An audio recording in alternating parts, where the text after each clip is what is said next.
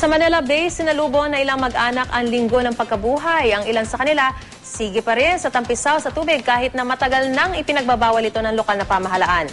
May ulat on the spot si Rida Reyes. Rida? Yes, Marie, sa kabila nga ng paulit-ulit na paalala ng City Government of Manila sa publiko laban sa paliligo sa Manila Bay, wala pa ring humpay ang ilan nating mga kababayan sa pagpunta dito para makalublob sa gitna ng napakainit na panahon. Pamilya ang punta ng mga tao dito para makapagtampisaw sa Manila Bay. Ang ilan nga dito na rin nagluluto at animoy nagpipiknik pagkatapos maligo.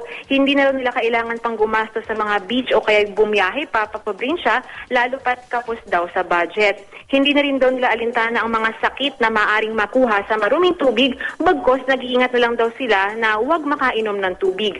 Nakikiusap din sila sa otoridad na huwag na silang pagbawalan sa paglangoy sa Manila Bay. Ito na lamang daw kasi ang nagsisilbi nilang libangan ngayong panahon ng tag-init. Sa kabila nito, muli namang iginiit ng lokal na pamahalaan ng Maynila na patuloy daw silang susuwayin ang mga magpupumilit na maligo sa Manila Bay. Marami naman daw kasing ibang public pools sa bawat distrito sa Maynila na maaring pagpaliguan ng ligtas sa kalusugan. Maris? Maraming salamat, Rida Reyes.